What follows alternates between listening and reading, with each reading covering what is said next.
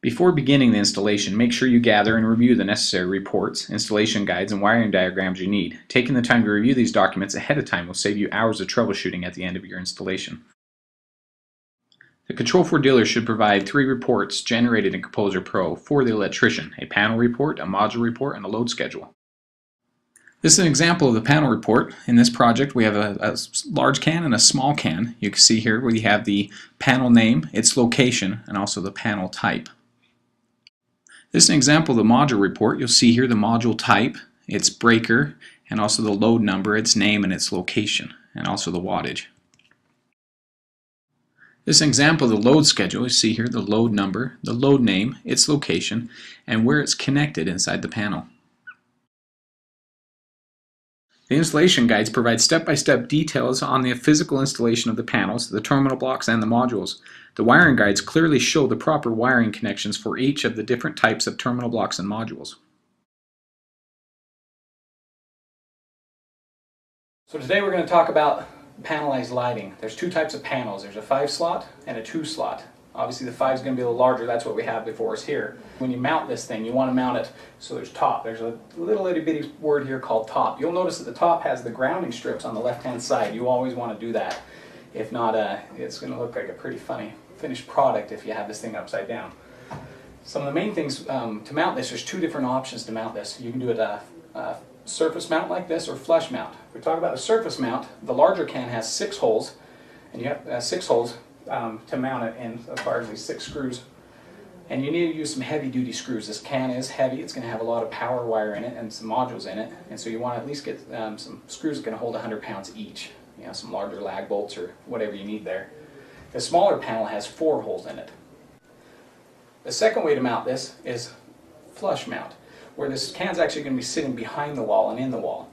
The things you want to consider with that, as far as how deep are you going to mount this can, you've got to take in consideration obviously the finished material, whether it's sheetrock or some wood or whatever it's going to be.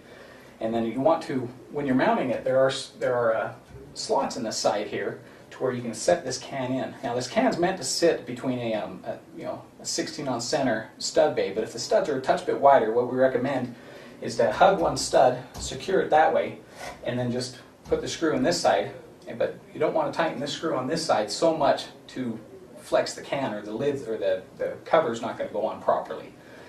So another suggestion here is to put the screw right in the middle of this little slot right there, so you can adjust it after the fact. If the finished material is thicker than you thought, you can pull it in and out, so that the front panel goes right on it for a very clean look.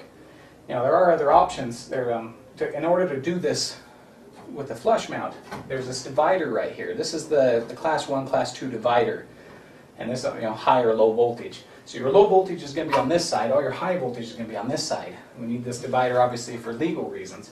This divider can move, so if you have most of the wires coming in here, coming in through the top, then you have to then you can move this over, or you can adjust it. It's fully adjustable. But in order to flush mount this, you'll have to take off this divider, and there's also one at the bottom. Okay, so the next part we want to talk about is we've got the can already mounted. So we're going to look at our report. This report would have been done beforehand. If it hadn't, then you better do the report before going any further. So we've got our panel report right here. It's telling me that in this very first slot right here is where the dimmer goes, and it also tells me what wires in the house go at this point. So at this point right now, it's probably best to mount these blocks and then run all the Romex into this, so that you know exactly where to run it in and how much room you have to terminate your ground wires and the rest of your load wires. So now we're going to talk about the terminal blocks. Our report told us that a dimmer terminal block goes in this first slot. So there's different terminal blocks. We'll talk about the others in just a moment, but you'll notice that the red and the blue are always on top with any of the blocks. So what we'll do is, you'll see multiple holes here, multiple slots. I've already put one screw in there to help with this instruction. And you'll see that it just mounts right in with a couple of screws. Very nice. So what I recommend is mounting these terminal blocks before you pull the Romex in the can. Therefore, you can see how much space you have. You can see how much space you have to work with as far as bringing all the ground wires down this area to actually hit the ground strips, and then you'll be able to know exactly where to We know exactly where to mount the other ones.